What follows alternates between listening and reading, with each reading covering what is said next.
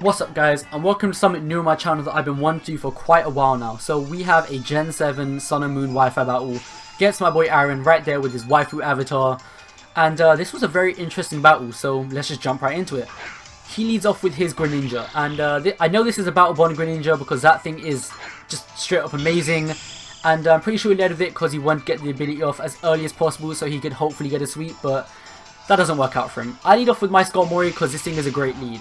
He uses Water Shuriken. I know that move is now special, so it does more than it should, and he hits twice, so it does a decent amount. I lead off with Skarmory and get off my first layer of spikes, which is very helpful for me.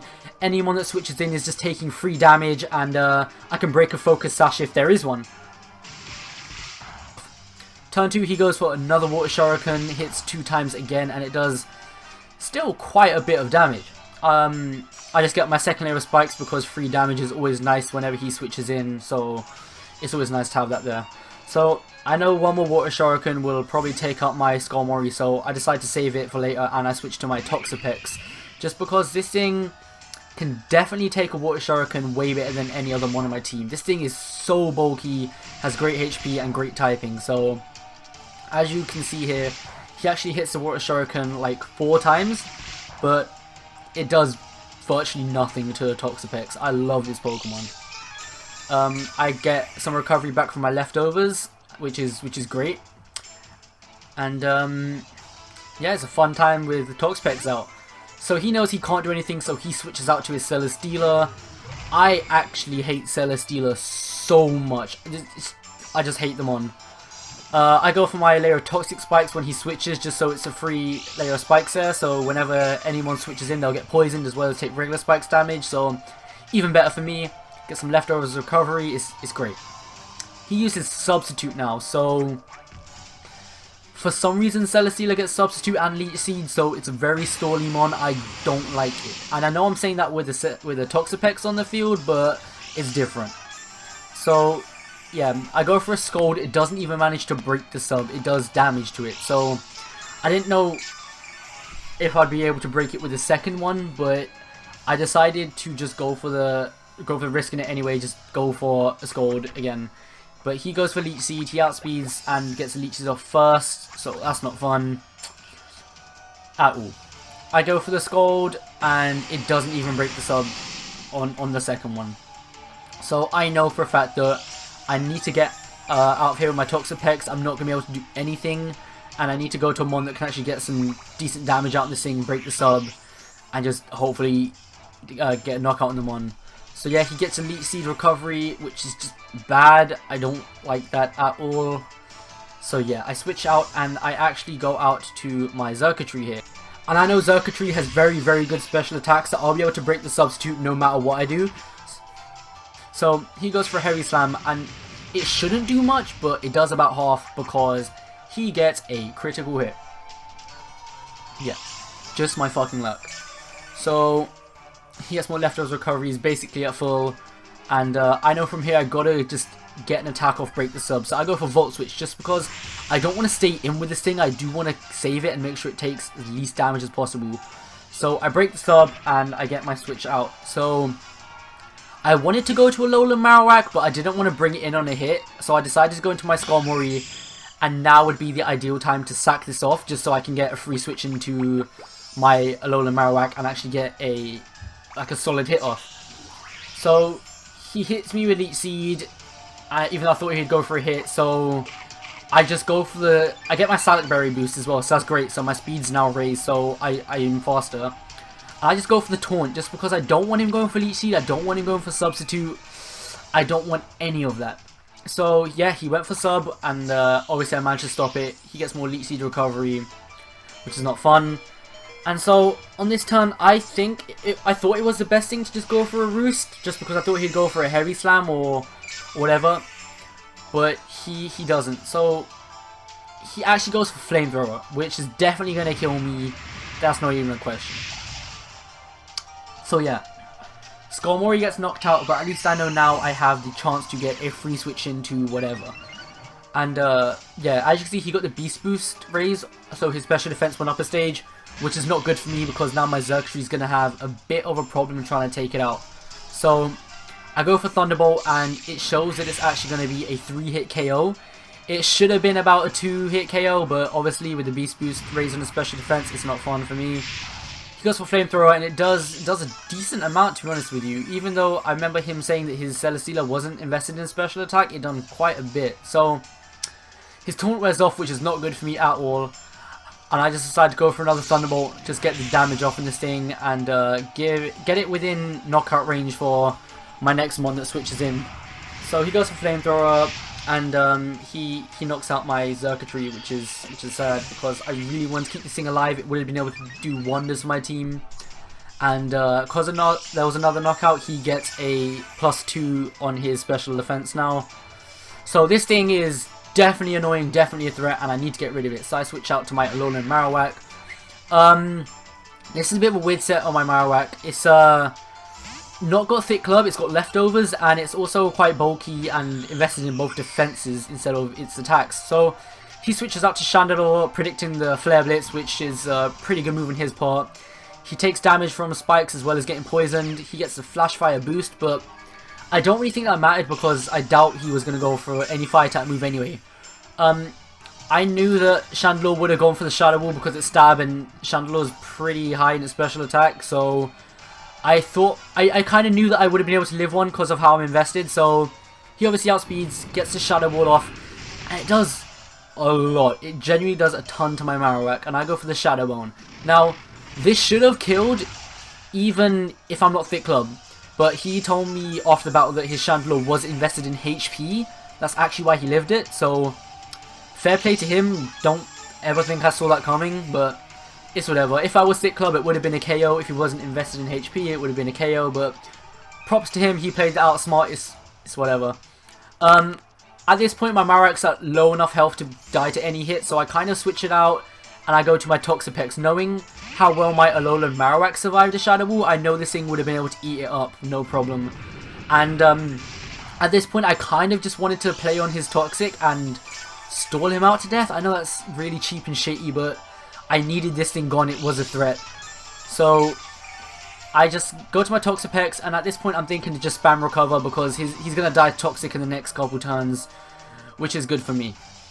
So yeah, I just go for a recover as he goes for the Shadow Ball. I will get my health back. It's honestly fine. I'm in a good place. So it puts me to nearly full, so it puts me to about 3/4 of health, which is great. And he gets his Leftovers recovery, but then he will get knocked out because of the Toxic. So I'm glad I managed to get the Toxic spikes up.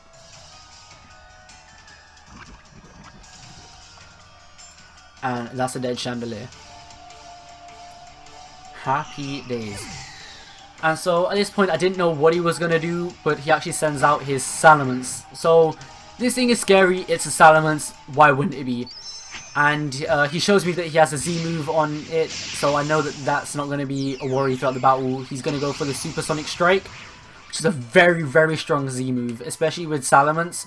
It's crazy. So he does his fancy little dance, his Salamence flies up into the sky, fucking does its twirls and shit. And then it's pretty cool animation as well. I'm gonna be real. I like that animation. I live it, but barely. I managed to get a Scold off, and I was really praying this worked out for me. It's not very effective. I get the crit, and I get the burn. So with that, I was so happy. It made the Salamence less of a threat. It's still scary. It's definitely still a threat, especially because if he gets a knockout, it will just give him the Moxie boost. I knew at this point that Toxapex was going to get knocked out to the next hit, so I needed to save it. So I switched up to my Marowak, sort of as death fodder, just so I could get a free switch in. He goes for the Earthquake. It's definitely going to KO. It's super effective. Salamence's attack is sky high as it is, even with the burn, so that's not really fun. He gets a KO on my Marowak. He gets the Moxie boost, so this thing is now at only -1, I think. So a -1 Salamence is still scary no matter what. I knew that if I went out to my Mimikyu, I'd be able to get a free Swords Dance off. Just so a free Swords Dance, because he has to obviously break my disguise. I've got my free substitute out. So he goes for the Earthquake. He will break my disguise, obviously. It doesn't matter how much damage the disguise takes, it's always going to break. So at this point, I kind of just decided to get a Swords Dance up because having +2 against his team it's beneficial. It's definitely beneficial in all ways possible. So I knew that I'd be able to live a hit from this thing, just not too well. So he actually goes for the fly as I go for play rough, which is very annoying because if I went for another Swords Dance, I would have been +4 and that would have made life so much easier. I could have just Shadow Sneaked majority of his team and got kills. But props to him, he has flying Salamence. I didn't see it coming, it's whatever.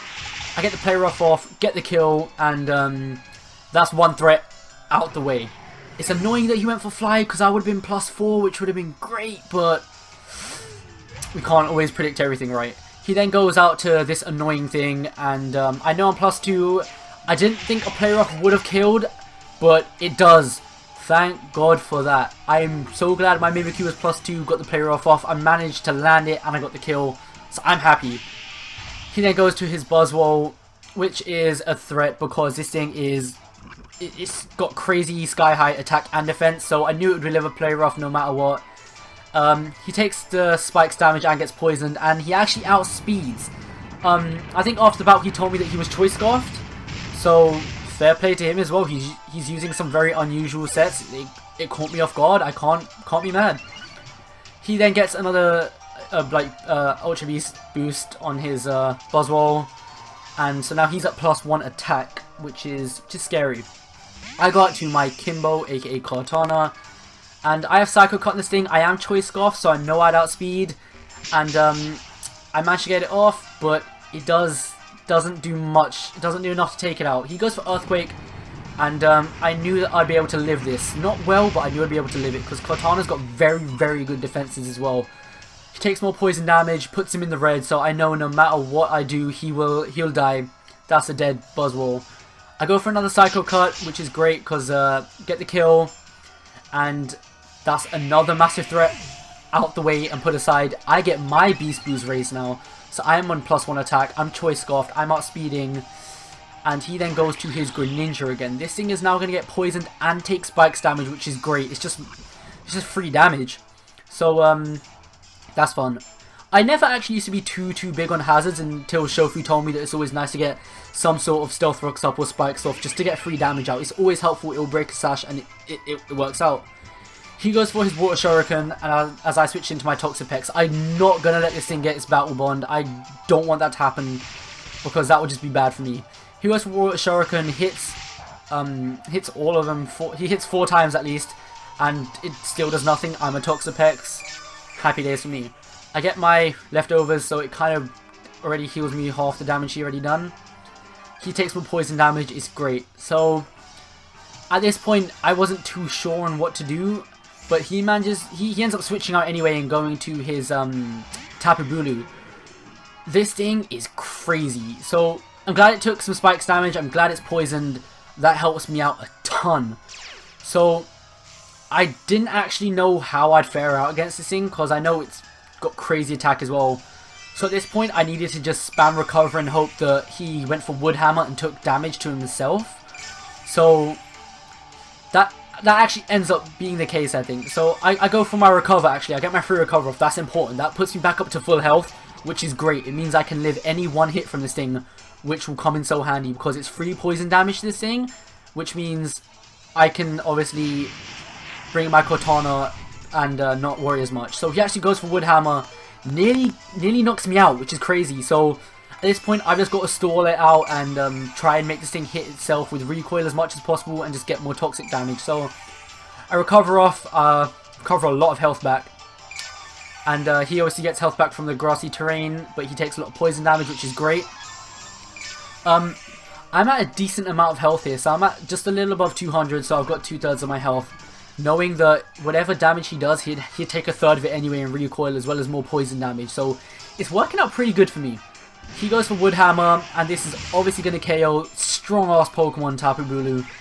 And that's the end of my Toxapex. So he takes a lot of damage, which is great. He gets his grassy terrain recovery as well as his leftovers. And he takes more poison damage. Oh, not leftover, sorry. He just had the regular grassy train. My bad. And I switched out to my Cortana, knowing that he's within range to kill with a Leaf Blade. So, I went for Leaf Blade because I am Choice Scarfed, and that means that when his Greninja came in, I needed to be able to kill it with whatever I could. So Leaf Blade was the best. I get my Beast Boost, I'm +1. I know for a fact I can kill his Greninja. I'm Choice Scarfed. At this point, it was really 50-50. As you can tell, we're on our last one. I got a super effective hit against him. I'm +1. He's poisoned at half health. So this is where shit gets real. He outspeeds and goes for Water Shuriken. He hits once. He hits twice. I was praying that it was over. He hits 3 times. I could have cried when this happened, man. This shit was not fun. If I lived 2 hits, or if he got like min roll and I lived, I would have easily got the KO on his Greninja and won, but it's whatever. Good game to my boy Aaron. So yeah guys, if you liked the video, leave a like, rating, comment, subscribe if you really want to. It'd help me out and I'd appreciate it very much. Let me know if you guys want to see more Wi-Fi battles. I really enjoy doing them. So yeah, thank you guys for watching. I'll catch you in the next one.